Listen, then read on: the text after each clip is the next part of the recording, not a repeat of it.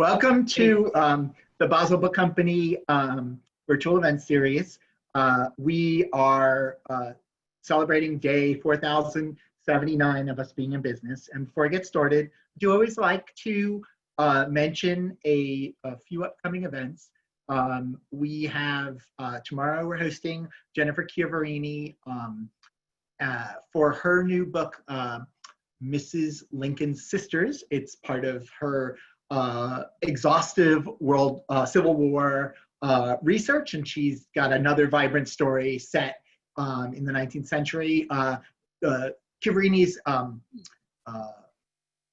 books are notable for really just the amazing research that she was very close to the facts when she's talking about things that happened in real life, and then makes up a story to go along with it. So that's tomorrow. It's on Facebook Live, and so you can go on her Facebook page, or you can go on our boswellbooks.com/upcoming-events. You can find it from the boswellbooks.com page. The other event I wanted to mention was on the 9th, so that's a week from today.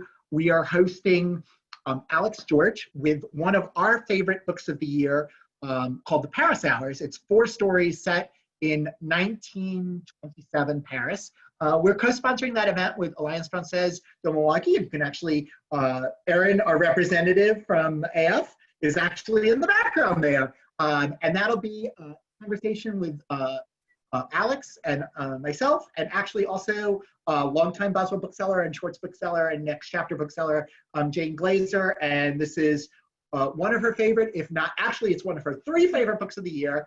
And what a segue, because one of our other 3 favorite books of the year is The Second Home by Christina Clancy. We are so honored to be hosting this event. Is it exactly the hosting that we expected? No, but that is life nowadays. Honestly, I believe we have been planning this event since April 3rd, 2009, which coincidentally is the day we opened. At that time, Christina was in graduate school for creative writing. She was going through the doctorate program, and she was at one of the very first events we did, which was with the English department, Poetry on the Bus. If you remember when they had videos going on the Milwaukee County bus system, and that's, I think, where we met. She came to numerous events, and she actually debuted on the Boswell stage on March 28th, 2012, where she was the opening reader for an author named Benjamin Bush, who I have no idea who he was. So, but that opening reader, she has exploded. As I said, The Second Home is been one of the buzzed about books of the year, certainly the book of summer, and we're gonna learn all about it. But one of the things I really love is that Jim Higgins called it a love letter to Milwaukee, which it surely is. And we're so grateful today to have Christy once again in conversation. First time in conversation with her, but we're welcoming back Lauren Fox, who is the author of 3 wonderful novels, including Days of Awe, and a 4th one that will be coming out. So with that, I'm going to say thank you all for coming. And let's turn it over to Christina Clancy and Lauren Fox. Let's give them a big hand. Yay! Yay! Thank you so much. It's so fun to see people's faces that I know. This is like a wedding all over again. Are we getting married? We're already married. Okay. We complete each other's sentences, and we complete each other. I'm sorry, everybody. We knew it would be like this, Lauren. So Lauren, why don't you start off? Okay, well, I am so, when Christy and I were talking earlier today, I started crying, so I'm going to try to control myself. Christy and I have been friends for a decade more. I remember you coming over to my house when I had little kids, and you sat at my kitchen table and read to me from the book that you were working on at the time. And I think that was probably about 10 or 11 years ago. And I feel like I've been planning this with you for a very long time. And I'm just thrilled, beyond thrilled to be here with you to talk about your gorgeous new novel. Do you want to start out by telling us a little bit about it? Sure. Well, some of you may know about the book already. I know they market it as a Cape Cod book, but I'm glad that Daniel got in that it's a love letter to Milwaukee because it's also very Milwaukee based. But the book is about a family from the east side of Milwaukee, and they live actually not very far away from Boswell Books. And Ed and Connie Goldin, and they have two daughters, Poppy and Ann. And they also have a house in Cape Cod. It's not a fancy house. It's kind of run down. It's a very, very old house, an antique. But they go every summer, and the parents are teachers at Riverside High School so that they can take their summers off. And one summer, they bring along somebody else, a kid named Michael that Anne met at school and becomes very attached to. And when they're at the Cape, they announce that they're going to adopt Michael, which sounds great. But Michael and Anne and Poppy are all about the same age, and Michael's also got a thing for Anne, and Anne's got a thing for Michael. So there's some tension, as you can imagine. And one summer, everything explodes. They get involved with another family on the Cape. And I don't want to give too much away, but 15 years later, the parents have died and the siblings have come together. They inherit the house, and Michael has a legitimate claim to a third of the estate, but he's been estranged from Anne and Poppy, who have also been estranged from each other all these years. So they have to hash out what happened that year, and can they still be a family? And what's going to happen to the house? Because you can't cut a house three ways. Would you like to pick a small section and start us out by reading from it, and then we can launch into our conversation? Sure, I'll just do a very short reading. And I thought I'd just start out with a scene from Milwaukee. I don't think I'm giving too much away, but because this is a Milwaukee crowd and I'm a Milwaukee girl, I thought I'd start there. So this is a scene where Poppy has been traveling and she comes back to Milwaukee, and she hasn't been there for a long time. She's just driven by UW Milwaukee, which she calls home. And Dawn is her mom's friend who's picked her up at the airport. Dawn passed Kramer, her street, and took a left on Oakland instead, the neighborhood's main drag, as if she knew Poppy needed a tour to get reacquainted. Some of the businesses she knew were still there. Oakland Euros, where Michael had worked, Axel's Bar, where Poppy and her friends used to get away with buying drinks with their bad fake IDs, and Scheherazade, the Middle Eastern restaurant her parents loved. Still, much had changed. There were new businesses without character, like the Goodwill and Walgreens, and a generic Irish bar stood where the German restaurant Cults used to be. She saw a sign on the edge of Riverside Park where she used to sneak away and get high with her friends, for a place called the Urban Ecology Center. The changes felt like betrayals, but why? Did she think her life could move on while everyone else's would stop, frozen in place? Would she even remember which house was theirs? The Victorians on this typical East Side block near campus all looked alike, most of them owned by professors and idealists who rejected urban flight and were committed to the social causes of the city and public schooling. The block was studded with duplexes that had been trashed by students. She remembered empty beer cans in the bushes, students urinating on their lawn, and midnight games of touch football in the street, and potlucks, book clubs, and salons. They were walking distance to the businesses on Downer Avenue, the lake, and Riverside Park. This was the kind of neighborhood where you could let your porch sag, and where her mother could paint a giant mural with flowers and birds and a peace sign on the side of their garage.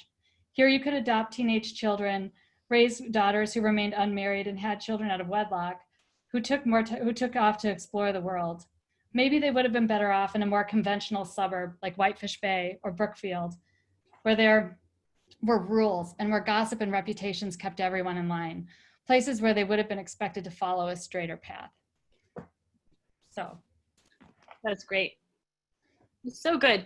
And what an excellent segue into my first question. And because I'm a dork, I'm going to read what I wrote. So just bear with me. Setting plays such a huge role in the second home. How did you decide on these two places, Milwaukee and Cape Cod?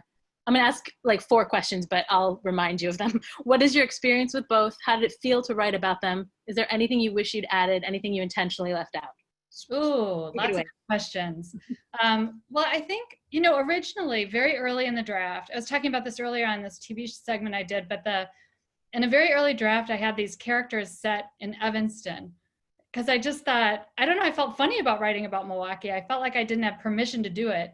And I kept thinking, I don't know what it's like in Evanston. I generally do, but it seemed to me like that was the closest kind of neighborhood that I could think that was that would approximate the east side of Milwaukee.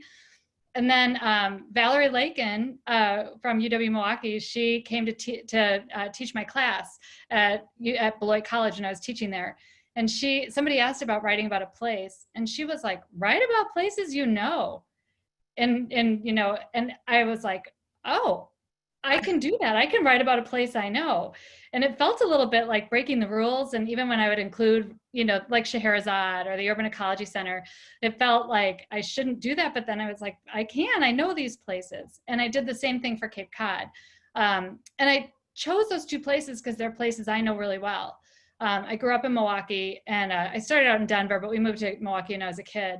And when we would spend a couple of weeks every summer visiting my grandparents in Cape Cod. We didn't have our own summer home, our family, but my grandparents had a house that had been on my grandmother's side of the family since the 1890s. And a bunch of my family's on the Zoom call right now, so they're probably all nodding their head. But it's a really special place. And when they passed away, I was so happy that my aunt and uncle were able to keep it in the family, because I was so scared that somebody else would buy it and maybe even tear it down or sell it to somebody else, and then we'd never be able to step foot on that property again, even though it felt like it truly was our place. So I just, I have a childhood recollection of Cape Cod, and I think those places you go when you're a kid are so special to you. That just the smells hit me so powerfully, and I write about that a lot in the book. So yeah, you do. It feels like a love letter to Milwaukee and also a love letter to Wellfleet.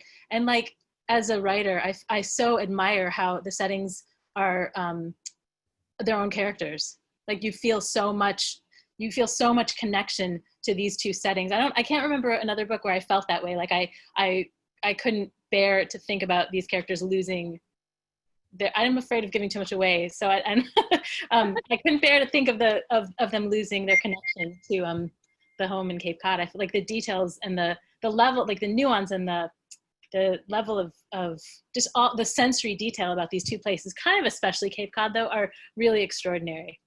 Yeah, I think I kind of live a little bit on my skin. Like I'm very engaged now, my senses. It's when I taught creative writing, sometimes you'd read a student's short story and it wouldn't be set anywhere. Right. It'd just be so focused on what the characters were thinking. And we're so influenced by our surroundings. Look at what's happening right now in our country. Everyone on this call is in a different place in relationship to all the upheaval, whether you're right in the middle of it or you're off to the side or you're in the suburb or you're in the country. You have a different experience with what's happening. So all those things inform how the characters see themselves, how they see the world, how they see each other. So I thought it was really important to make place really powerful. And I loved teaching that. Like it was fun to see my students start writing more about the places that they were in. You must have a good sense of direction too. I was thinking about that. You do, don't you? I do. I have a good sense. They say that men are bad at this and women are better. But when I'm in a building, I always know what direction I'm facing when I'm inside. I always know where the exit is. I know like what's facing the main street, what's the back.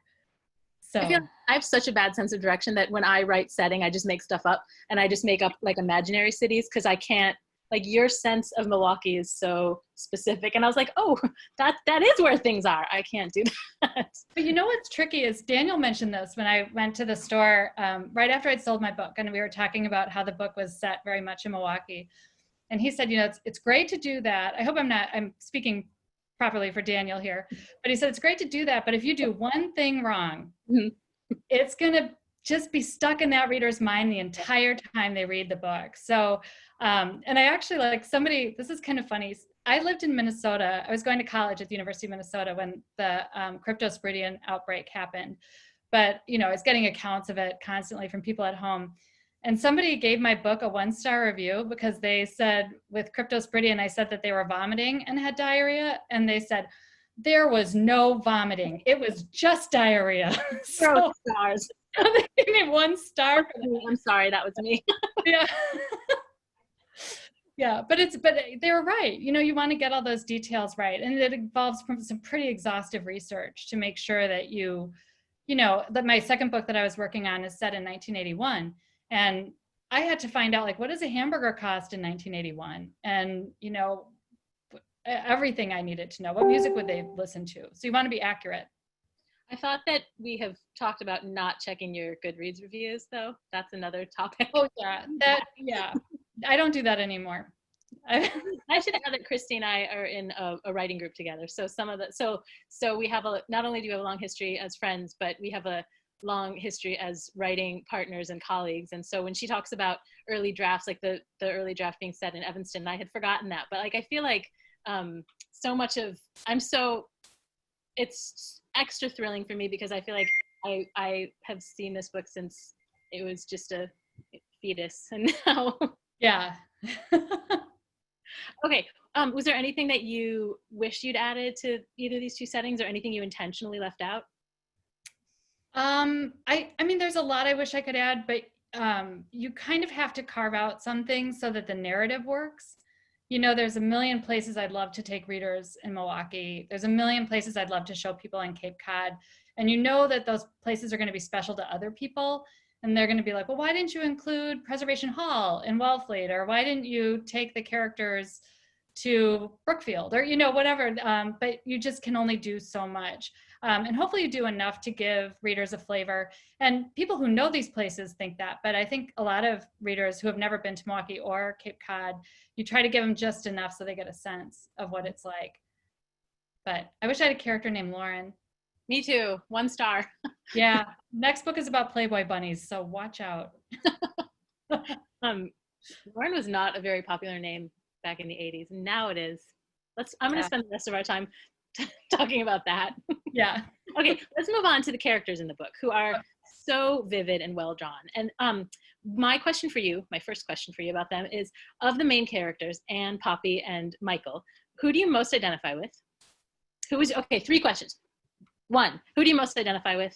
Who was your favorite character to write? And if this isn't too big, what were your inspirations for each of them?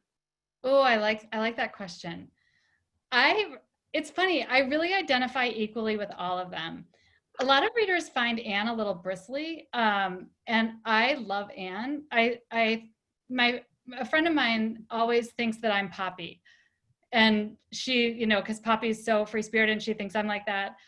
And then when I told her that I really identify a lot with Anne, she was like offended. Like, she looked at me like, you know, I just told her, yeah, I was from Mars. You know, she was like, no, you're Poppy. So I think I relate to all of them. I think I relate to Anne because I think there's a part of me that is maybe a little bit like my mom. Like, one thing I really love about my mom, and we have to talk a lot about my mom tonight because she's so amazing. But one thing I identify with her is that she has this kind of, I don't know if it's a New England ethic, I've always thought of it that way, but maybe it's just her generation. But you just, when you have a problem or a trouble, you have a hard time, you're resilient. Like, you have to think to yourself, I'm resilient, I can get through this, I'll be better. And she doesn't wax and wane. She just kind of proceeds forward even when she has a hard time. Poppy, I adore Poppy because I wish I was like her. I wish I could just travel and be more free-spirited, and but I think I'm kind of torn. I have both those sides of my personalities, or my personality. I have personalities. And Michael is just, I don't know where Michael came from. I think Michael is just so sweet. Like, he's so nostalgic for things. He wants to hold on so tightly. And I think I'm kind of like that too. I'm super nostalgic it's a problem. How nostalgic I am. So I think all 3 of them are just a different part of my personality that come out. And you were asking about inspiration. So Michael, since we're talking about him, I used to volunteer at a school in the Central City in Milwaukee, and there was a kid whose name was actually Michael. And he and I would sit with him and read with him. And I don't know what it was. You know how some kids you just kind of really connect with? And I just loved this kid. He had this great energy. Everyone thought he was ADD, but I thought he just needed more attention. And so we would read, and we even, like, my family took him out for dinner one night and kind of, you know, got to know his family a little bit. And then one day I went to go work with him, and he just was gone. The family had moved and no one ever knew what happened to him. And this is a long time ago. But I think part of what I wanted to do was give Michael a family. And so it was kind of fun to be able to bring Michael into the story and give him a family to identify with, even though I knew that because I knew the other Michael, that it would be tough. Like it would be a long road. And then Poppy was inspired by a bartender I met in Panama who told me that she just traveled all over the place. I've talked about Poppy a fair amount because that was kind of where the novel started, was me just wanting to bring Poppy back home. And then Anne, I don't know where Anne came from. She's just popped into my brain. So, but she seems so real to me. If she walked in the room, I would know her. I feel like, who do you think goes through well, without leading the witness, I feel like Anne was most interesting to me because I feel like she went through the biggest transformation in the story. Mm-hmm. She was quiet. Her change was quiet, but it slowly progressed. And I feel like she went through the quietest but most sort of substantial change in the story. Yeah, she definitely had to grow. I mean, Jean Thompson, I love Jean Thompson as a writer. She's one of my favorite writers. And she blurbed the book, but when she was reading it, she said, boy, poor Anne, she really pays the price for being a popular girl. And I think that's kind of what happened to Anne. She paid the price for being popular. And, and I mean, I've never had any of the experiences that the characters have, except for the fact that I've been in the places that they've been. So it was hard to put Anne in jeopardy, actually. It's always hard to do that with characters you love. Yeah. Yeah. You want to protect them. Right. Those were the hard scenes to write. So I don't think you answered this already, but what were your inspirations for the storylines? For the storylines, well, Poppy I needed to bring home. Mm-hmm. And so I wasn't sure how that was all going to work out. Anne, I wanted to have, I wanted Anne to want to sell the house, but not want to sell the house. I wanted her to have that conflict. Because a lot of the novel started in the present. I actually didn't really want to write a lot about what they were like as teens because I didn't want to write a young adult novel, and I was worried it would read like that. So I don't know if you remember, but in early versions, it was crosshatched, like when I had to provide backstory. And like, let's just talk about backstory for a second because it's kind of interesting in books. I studied with Rick Moody once, like 10 years ago. And he told me that nobody uses backstory anymore, that backstory's dead, and to only write a story going forward in time. So I tried to do that, and then it just got really hard to write the book where all these things happen and I had to explain it, but I was trying to just move the characters forward in time, and I felt like I had my hands tied behind my back. So then I started writing the story where I was like, I just have to tell this story in chronological order when they're kids. And it was great for me because, you get to know your characters really well when you write them. So it helped me get to know them. So I read this as you wrote it over the last how many years, but I reread it this past week. And I felt one of the things that struck me that I hadn't realized in the workshopping process was that the style is a little, I don't know, maybe I should phrase this as a question. Do you feel like the style is different? The first half of the book, when they're teenagers, is like, it's not more simplistic, but like the sentence structure is different, and it gets like they change as they grow from teenagers to adults. The style gets more complex and more complex and more nuanced. Was that intentional, or am I just? No, I don't think so, but that's a really interesting observation. I think as they get older, they're capable of more complexity and nuance. Maybe that's where it comes through. I love writing in first person, and I want my next book to be in first person. Who knows if I'll pull it off. First person is dead. No, I'm just kidding. Yeah, but then you sometimes can lose some of that really pretty language when you write in first person because you're limited to the way that your character sees and understands the world and how they would articulate it and what they would notice. So I kind of liked writing in close third where I could, kind of attach myself to each of their heads, but give them a little bit more eloquence in their thought. I don't want to sound like, oh, they're so eloquent now because of me, but it gave me a little bit more room as a writer to play with language more. Because of who else? You. Yeah, that's right. Well, let's see. What else do I have to ask you? You kind of touched on this, but like I said before, I know this book went through some pretty major changes on its way to becoming the gorgeous novel it is today.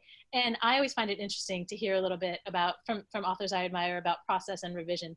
Do you want to talk about some of the characters and events that changed, besides Evanston, from the first draft to the final book? Sure. Well, a lot of them just became more fleshed out. Like I see my cousin Bob is on the Zoom call right now, and he was a landscaper in Cape Cod. And so I had all these scenes with Michael landscaping, but then when I actually talked to Bob about what it was actually like to be a landscaper and all the things that he would notice, like it necessarily would kind of change his storyline a little bit.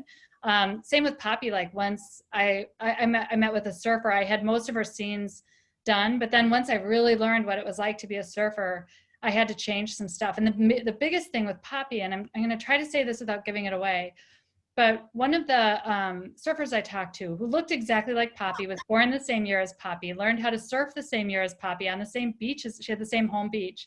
But at the end of our conversation, she said, "You better not let Poppy get married at the end."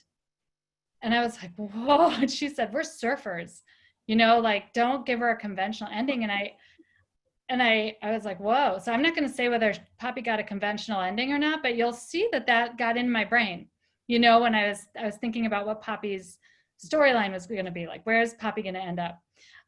So research changes a lot. And then another thing that changed was, you know, as I said, I made the story more chronological. So it's divided in two parts, when they're kids and then when they're adults. And then I also, this was so much fun. This is the most fun I ever had writing. And I don't know if you remember this, Lauren, but when I sold the book, my editor said, you know, "It's great, but why don't you look at the last third of the book? I felt like it was maybe a little predictable, and why don't you throw in some surprises?" And that was a blast. At first I was like, oh, I don't want to change anything more. I've been in this document for so long. Like you feel like you have your hands in the guts of a car, you know, forever. But then when I started making those changes, I knew the characters so well, and it was so inventive, and they'd start telling me, like I'd write a scene and then somebody would show up and I'm like, oh my gosh, how did they get there? So that's like some deep, fun writing. But it takes, like if anyone's a beginning writer, like if you're working on a novel, that's not going to happen until you are really far into it. You know, you have to, I think a lot of people quit writing novels because they think it's going to be easy and fun right away. And it's totally not. It's horrible, right? Yeah. No, it's great. It's excellent. Christy, I would like to take us into a private conversation and have you tell me what those surprises were. But I guess we can't do that. But yeah. I'm so conscious of not wanting to give stuff away because I know that it's your release date, so I know people haven't read it, but I really want to know what those surprises are. Yeah. Well, they worked. Did you end up having to like retrofit? Did you end up having to go back? Like if there's a surprise that appears in the last third, did you end up having to go back and like seed some clues into the rest of the novel? Yeah. I love that word seed that you just used. Like I think Liam Callanan, who I studied with, he used to always say seed the narrative. I hope I'm attributing it. He was using it as the past tense of see. So yeah. Oh well, yeah. But I love that idea of like you're planting seeds at the beginning, and you're trying to intrigue everyone, and then you kind of see how that's going to play out. So I did have to go back and do that. This is my most important question for you. If you stand on an onion for half an hour, do you really start to taste it? Nobody knows what I'm talking about, but there's a line about that. No, everyone on the call when they get to that point in the book. I'm standing on an onion right now, so tell me how it works. Is that a true thing? Yeah. Really? That's what I've been told. That came from a conversation I had with someone. So. And you've never surfed? I was thinking about that as I was reading it. Like you must have, like, I don't know this about you, but you must have surfed. I did. I learned how to surf a little bit. I learned how to surf in Cape Cod, which is kind of a bad thing to do in the summer because the surf is not great in Cape Cod in the summer and the ocean is always freezing cold. But I went surfing and that's where I got a lot of the surfing details. And also I interviewed a lot of surfers and they're so interesting. But one thing I'll warn you if you ever write a book about surfers is a lot of them don't keep their appointments. Like I have a lot of appointments with surfers for interviews and I just sit there and drink my coffee and then they're like, oh, I thought it was tomorrow. So, But yeah, but I got up right away, and then it was the surf, as they say, is ankle busters, or was. So I wasn't really able to surf that much more. And then in Cape Cod now, you probably read on the news, but in Wellfleet there are sharks now. Yeah. So that I'm not really I'm not one to surf with sharks. Poppy would. Really? Yeah. Yeah, your writing about surfing was very vivid, and I felt like you must have had a life that I didn't know about, because it was really evocative. I do have a life you don't know about. No, you don't. I have just a couple more questions. Your mom. We have to talk about your mom. Okay, so my mom has been so supportive of this. I mean, everyone has, truly, everyone on the call, I hope that I'm so grateful for everyone.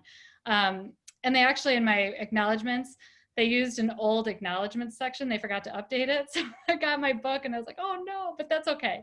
But I hope everyone knows. But for people who don't know, my mom is like kind of famous around Milwaukee as a knitter. So I just have to show you the sweater that she made. Some of you have seen this already, but I would be wearing it if it wasn't 114 degrees in my house right now. But check this out. Can you see it? Yeah. It's so pretty. Now look at the cover. Here's the cover of Christy's book. Can you see that? Like colors. I have 2 needles, she said. And then today my mom was with me for this curbside signing, and she needle pointed this. Oh, Yeah. wow. Needle point, and then look at it as a second home. And I'm with all male authors. So move over, boys. So anyway, yeah, so she's been great. She's always the first person, like I got a star review on Booklist, and she ran straight to the Whitefish Bay Library to tell them, like, she's just been great. She's my publicist. So I thank you for making sure we shout out Pat Geiger. Tricky Pat. Yeah. And everyone in my family, they've just been terrific. It must be kind of strange to have a family member write a book with all these places that you as a family know. And so they've all been great and super supportive. Okay, so like maybe I have actually more questions to ask you, but I feel like I want to let people ask questions too. But can you, this is a question from Andrew Kincaid, English professor. What are some of the questions you wanted to answer as you wrote the book? Isn't that a good question? That's a really good question. Leave it to an English professor to ask a hard hard you in your interview. Yeah, I'm going to remember that question though when I interview people. I think some questions are like, should families stay together? Like, should you think that your family, that it's just a given that you'll always be a family? And I hope that people come away from the book thinking that it really takes work to stay a family. And, everyone has different personalities and there's all kinds of pressures. I always say, one of my friends told me when my dad died, we went to Denver for his funeral, and he pulled me aside and he said, your sisters are going to react differently than you might think, because you're all grieving differently. You have a different way of thinking about it. And just be really charitable and really giving and thoughtful about how they're just dealing with it the way they're going to deal with it, and you're going to deal with it the way you're going to deal with it. And I think that really stuck with me, that idea that everyone is in a family is really different, but that doesn't mean they're bad or they're wrong. They just might live a little differently than you, or have different aspirations or inclinations. So I think that's something that I want to answer. And sometimes I think, the families can't stay together. Like sometimes that's not healthy or productive. And Steinbeck likes to keep, like in his books, usually the nuclear family kind of breaks up and new kinds of families form. And I love that idea that you can have families that draw in people who you wouldn't necessarily, like you don't have to be blood related to them, but they can be like family. You can be so close to people who know your story, who know your flaws, who put up with you being impossible, like my family's been. So I think maybe that's something I also want people to think about. Okay, last one. How would you describe the central conflict in this book? Let's go out with a bang here. Andrew. No, that one's mine. Oh. You get full credit. How would I describe the central conflict? I think the central conflict, well, the house is really just a metaphor, right?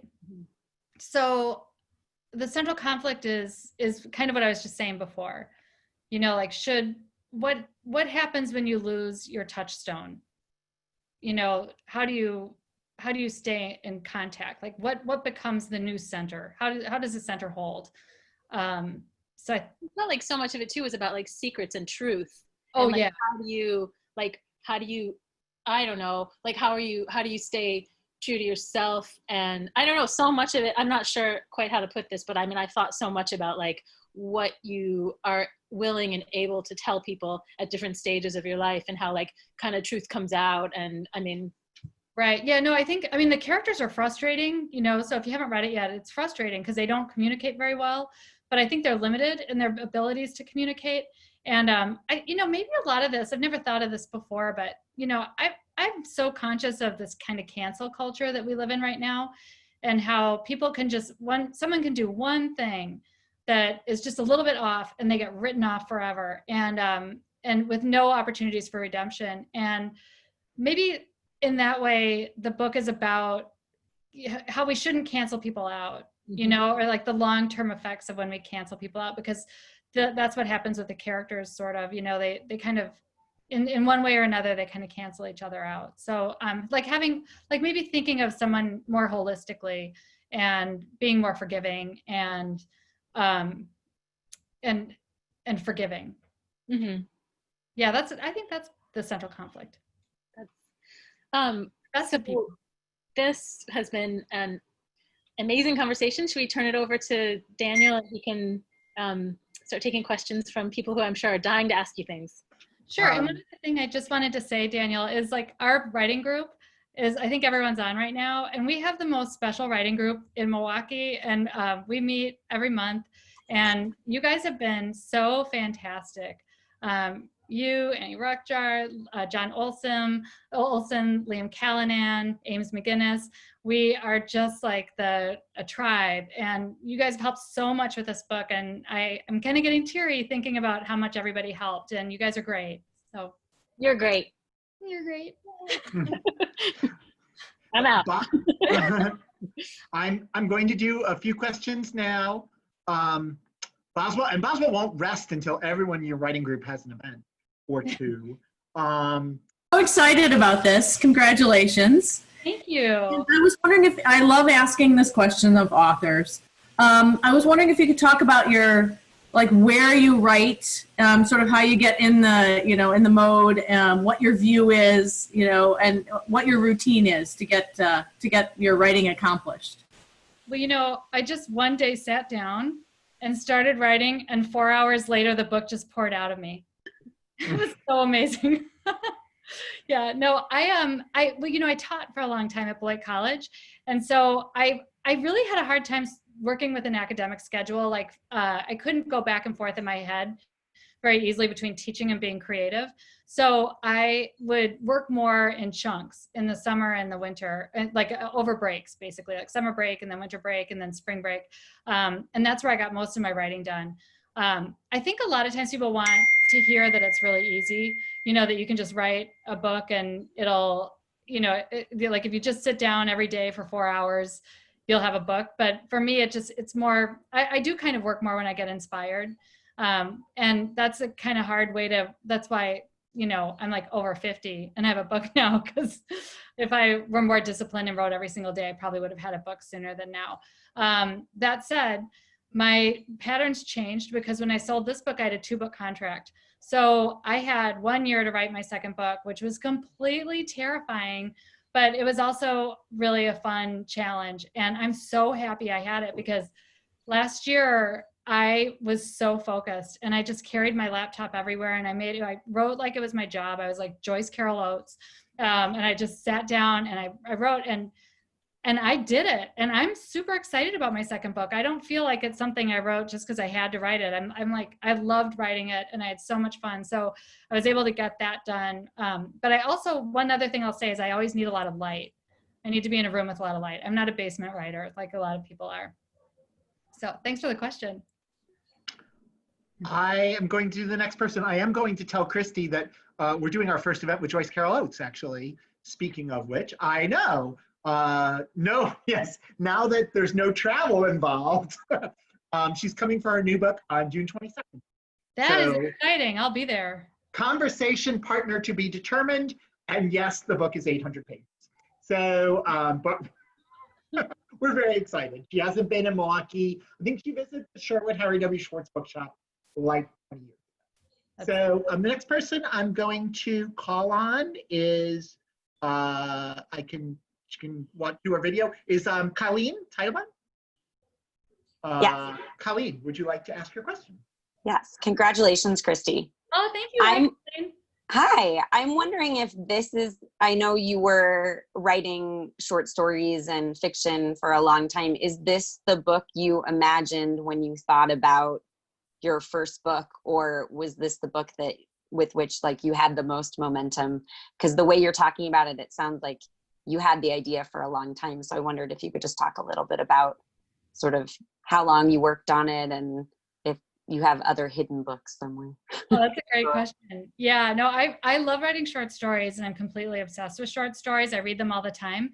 And I have a ton of favorite short story writers. So for a long time, I just thought, well, can I just write short stories? That, that's fun for me. Do I really have to have a book? But then when I was getting my PhD, I had to have a thesis. So I wrote a really bad book for my thesis. I mean, there were maybe some, I should actually go back and look at it and see if it was that bad, but it just didn't have a plot. I always thought plot had to be so intricate and complicated. And that's what I loved about a short story. You can have a Lori Moore short story where someone just kind of sees the world just a tiny bit differently at the end of the story than at the beginning, and still enough happens. And that was my kind of writing. And so with this other book, I just could not figure out the plot. And I probably gave up on it too soon. But it was, I studied suburban literature because I'm really interested in urban planning. And I was interested in exurbia. So I was working on a book called Slumburbia, which, don't steal my title, guys, in case I use it. But I was struggling with it. And at a certain point, I just kind of had to give up on it because I was getting so frustrated. And somebody said, your second book is often your first book, which I thought was great. And that was my mantra whenever I worked on this. But they also said, instead of writing about a place that you're not excited about or that you don't like, why don't you write about a place you love? And that actually might go back to Lauren's earlier question about why Cape Cod.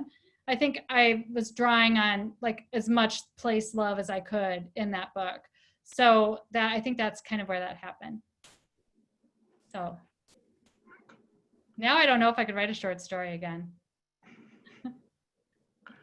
I am going to call on another person, but I just want to say I had no idea about your interest in urban planning, but I've always thought that people who are interested in urban planning do a particularly good job on writing about place. Oh. And I think it's connected. And I just threw away all my notes from the Council of New Urbanism meeting in Milwaukee like 20-something years ago, where we sold books.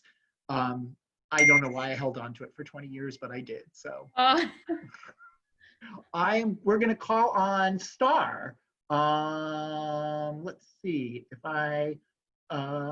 yeah. So Star Werdeman, would you like to ask your question? I would love to ask my question. Hi, Christy. Hi, in person. In person. I'm excited to be here. I'm so excited to read your book.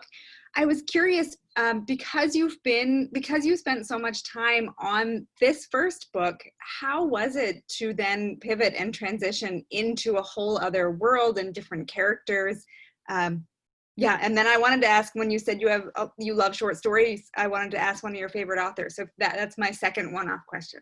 Oh, great. Thank you. Yeah, no, it was actually kind of fun to pivot because I was ready. Like my head had been in this book so much. And then I made kind of a major pivot. And by the way, I'll slip you $10 later on to thank you for the segue to talk about like what the second book's about. But the second book is it sounds like it's totally different. Although my editor says, she sent me an email and she said, this still reads like a Christina Clancy novel. But it's set in 1981 and it's about a Playboy bunny from Lake Geneva, Wisconsin, who worked at the old Playboy Resort. And I had the best time, like just interviewing other people. And I think all the research I did helped make that fresh, so I think the research helped. And I knew I wanted to write where people didn't have cell phones. I didn't want because it just, that's like, if people have cell phones, the plot kind of melts away, you know. So that was, I mean, they do it later on, but so I did that, and then it was just fun to just be in a different place, a different time. I think, you know, I've been troubled by the current political climate and everything, so it was nice to escape to a time when there was more income equality, and you know, early 80s, like rock music was so great. You know, I've been listening to a lot of like Tom Petty and Allman Brothers when I worked down it, because the Alpine Valley, is, most of you Wisconsinites know, was right near the Playboy Resort. And then for some of my favorite short story writers, there's a writer that I love called Sarah Vaughan. And she has a short story called Abel Baker Charlie Dog. And I'm just crazy for it. I think it's an amazing. I love Lori Moore's short stories, because she has that kind of doleful sense of humor that I like. God, I've so many. I don't know why I'm blanking on a question that I could answer so easily. Who are all my? Oh, John Cheever. I'm obsessed with John Cheever. He's so funny, I think, and wonderful. And Jean Thompson, she has a collection called Who Do You Love that I adore that collection. Mary Gateskill, I like a lot of female short story writers. So there's a list to get you started, and just email me or send me a Facebook message, and I'll tell you more if you burn through them. But I also read all the best American short stories every year.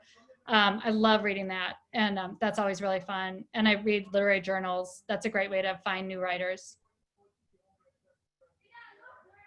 Thanks, Star. I have a bunny in my new book named Bunny Star. I just wanted to give a shout out to the book that Chris just hand sold to me, a short story collection called If I Had Two Wings by Randall Keenan. So nice. I read Let the Dead Bury the Dead, I think it's called, like 25 years ago or something like that. So I was very excited. The last short story book I read was Lot by Brian Washington, which is just won the Lambda Literary Award and for male fiction, and is like the most Houston-y book that I've ever read. So I would like to call on, unmute, that would be Quinn Bruner. Quinn, do you have a question? Do you have your question? Yes. Yeah. Hi, Christy. Hi, that's my former student. Yes, I'm so excited to read your book. I remember the day in class when you came in and you brought snacks and you announced all of us that you'd sold your book. And just congratulations on seeing this through. And it's really, I guess, gratifying to see it. I'm excited to get it in my hands. Yeah, we know. And just a little aside, you were one of my favorite students, because we were writing about Rebecca Solnit, who, I don't know if you guys have ever read Rebecca Solnit, but Quinn went to a meat raffle in Janesville and compared the meat raffle to Rebecca Solnit's philosophy, and it was just so amazing. And I emailed Rebecca Solnit, but I never heard back from her. So I still think that was so creative. Well, thank you. So one of the question I had for you is about one of the themes that we came back to again and again in that class, which is about the idea of home as the destructive side of the idea of home. And I was wondering, like, I haven't gotten to read the book yet, but I was wondering if there's ways that theme is woven through, and if you could maybe speak to that a little. Yeah, that's a great question. And I think you really see that with Poppy, the character, because she's so free-spirited and she's concerned about home. And when Quinn was in my class, we were reading this essay by Mary Douglas, who's a social anthropologist, and she wrote a lot about power in the home and how a home is set up to kind of create power and to organize our time, and like who gets to go in what rooms when and where we do things. So I think for Poppy, part of what she's trying to escape is Mary Douglas calls it the tyranny of home. And I think Poppy saw the home as a place where she was not able to be herself, or where she didn't have as much power or whatnot. So I think that's why you have to think about, why does Poppy resist home? What is she running away from? And that's a great question too, because I always think of Poppy as just exploring an elsewhere, somewhere else, but she's also avoiding this very structured environment of a home. So I think that's a terrific question. She wrestles with that throughout. And I think Anne is trying to make a better home. You know, she has this idea, she's like more capitalistic, like she wants to live in a bigger home, you know, a nicer home. And Michael, it's kind of destructive for him, his nostalgia for a home, for what a home should be. You know, if things didn't work out the way they did, he would always be kind of a mess about a house, right? So yeah, that's a great question. Thank you. And it's so fun to see you. Thanks for tuning in. Robert, do you want to ask your question? Yeah. Yes. Hi. How are you? Oh, hi. I first want to say I noticed on your Instagram your post about Lake Beulah. I'm from McGuanago, so I'm very familiar with that area. So I wanted to ask about being a new writer, or with the debut novel, and something Lauren had mentioned earlier in the conversation about the Goodreads review. And I just want to talk about the value or the role or the importance for you personally of reviews, whether they either be from legitimate press or Goodreads. Yeah, I mean, reviewing world is kind of strange. You know, sometimes I'm surprised that people who review books they love books, right? And they love a literary community. And sometimes I'll read reviews, not just on my own page, but of others, and it can seem so mean or demeaning, and it's really hard to write a book. And people don't write a book because they want to bug someone, you know. they that's not their goal. So I did, when my book first was making its way, and my press put a lot behind my book in marketing, so they did a lot of Goodreads giveaways and NetGalley giveaways. So a lot of people were reading it before it even came out. They're getting free copies. And for any new writer, you know, I don't know how you can not read those reviews. You just have to look, because you're so curious. And at first I would just, you know, I was so scared. Like, I'd open up my Goodreads page and my stomach would twist. And I think, oh gosh, because you think, what if everybody hates it? What if one after another people don't like it? But then after you get a certain number, you become kind of used to the idea that some people aren't going to like my book, and that's fine. You know, that I didn't necessarily write, like, one person who didn't like my book, I looked at her account, and she, like, her favorite book was listed as Pat the Bunny. And I was like, you know, I don't know, I don't think I'm your reader. And also with Goodreads, when they give giveaways, some of those people read sci-fi all the time, but they just enter the contest, and then they get a book about a family in a lake or in a cottage in Cape Cod, and it's just not what they're used to reading. So I'm pretty used to it now. I don't really check anymore. You know, it's nice, but if you like a book, it's really so helpful to writers to have you review them, because everything is sold like kind of on an algorithm. Unless you go to an independent bookstore and you have amazing booksellers who can just tell you whether you might like a book, and that helps. That's better than any set of reviews by strangers that you could find. Does that answer your question? Yes. Christy, when I was a publicist, before I was a bookseller, it was before the internet. It might have been before fax machines. And one of the things my job was, we had a clipping service called Burrell's. And every day we would get all the reviews and mentions for all of our authors' books. And we would go, this is what you would do with all you take the book, ooh, bad review, in the garbage, bad review, in the garbage, good review, send to the author, bad review, in the garbage. You know, it's something that it was sort of a gift that you can't really get anymore. You have to kind of do it yourself. But you could have somebody go through them, because there are some wonderful reviews on Goodreads. Yeah. Well, my friend Anne Garvin, who lives here in Madison, she said something really interesting that Lauren said she's not sure about, but she said that 3-star reviews are the best, because you learn a lot from a 3-star review. You learn about, like, why is this not a 5-star review? So, but you can all just give me 5-star reviews, because but I thought that was interesting, though. And I think sometimes writers will bring up something where you're like, oh yeah, I should have thought of that, or I should have done that. You know, you know, you can learn a lot from your readers. Well, 5 stars from me. Tess Leiden has a question for you. Oh, another former student. Yay. Yay.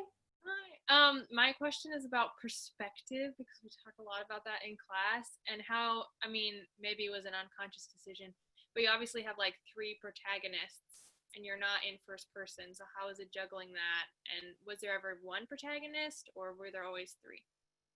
You know, that's a great question. By the way, I like your hair. Thank you. I got it cut. Tess didn't get to have a graduation this year, so I'm happy graduation. I think that it was fun writing from three, and I did that on purpose because my Slumburbia novel I told you about, I was tired of being in that character's head.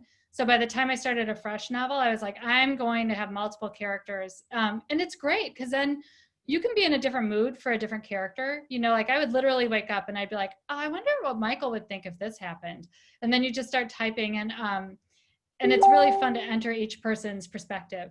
And also there's like a pivotal event, and it's interesting to see how, because of the lack of communication, each person deals with it really differently.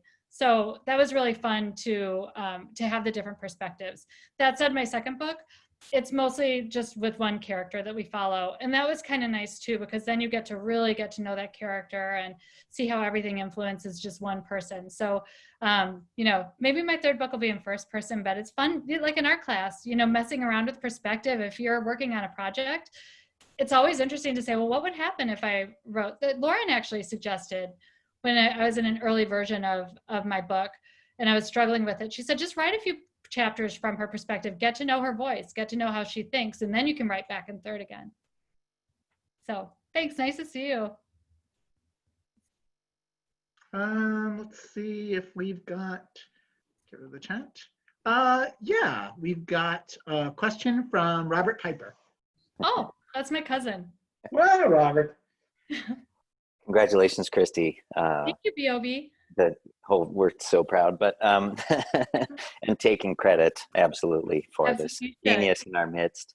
I have a question because you talked a lot today about Anne and Poppy and Michael, but do you have any thoughts on your inspiration for some of the other characters, this family with whom there were so many interactions and pretty important ones, not to be a spoiler. I mean, for example, I found myself relating to some of these other characters in kind of disturbing ways. So I just wanted to get your thoughts on some of the additional characters that perhaps weren't central. Yeah, a lot of them are inspired by people that I like I may have met, or I knew that they had certain situations. But I used to work with someone who reminded me of Maureen. And she just had this effervescent, kind of bubbly personality. And I feel like I know that character of Maureen really well. With the horn-rimmed glasses and the eyes-odd dresses and, the kind of good intentions, stuck in a bad marriage, but not willing to address it. Not that my friend had that, but so she was kind of the inspiration for Maureen. And then Maureen just started changing and she became her own person. And I'm not sure where Anthony came from exactly. But yeah, I don't want to, I don't know. It's hard to imagine. I wish I documented my writing process a little better because it'd be interesting to think when Anthony emerged, but I think it was like his boat shoes. Like there's a scene where there's a character named Anthony and you get to know him at first by his absence. And I love characters like that. But his boat shoes were by the door and he became really mysterious.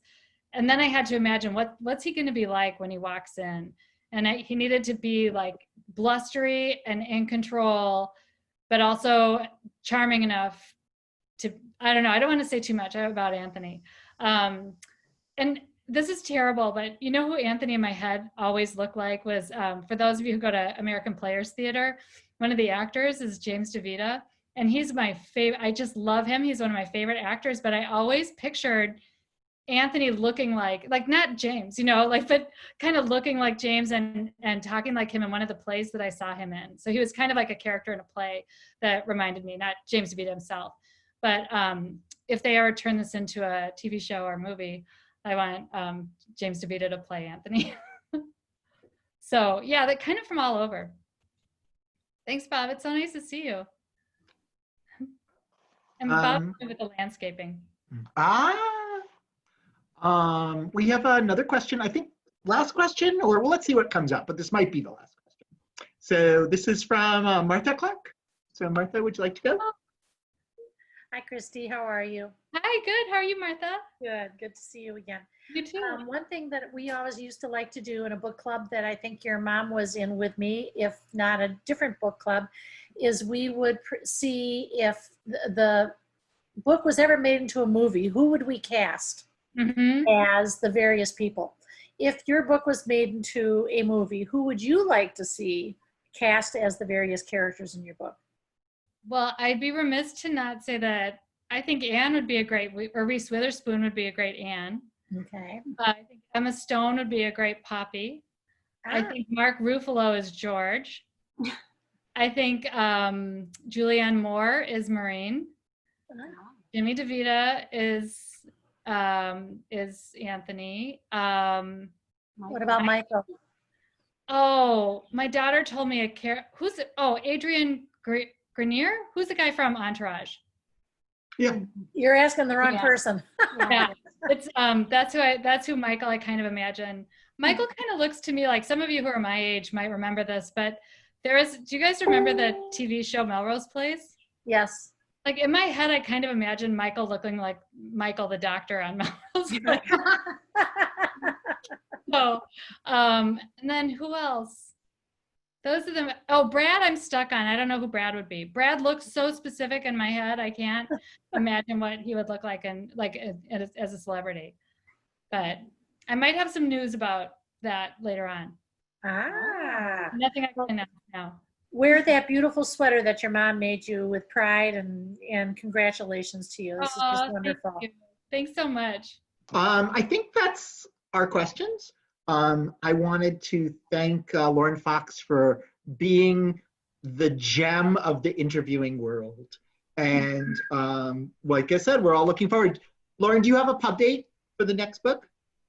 February 16th, 2021. And what's the name? What's its name right now? Send for Me. There you go. You guys, it's amazing. It's so good. I'm not even making that up. It's so good.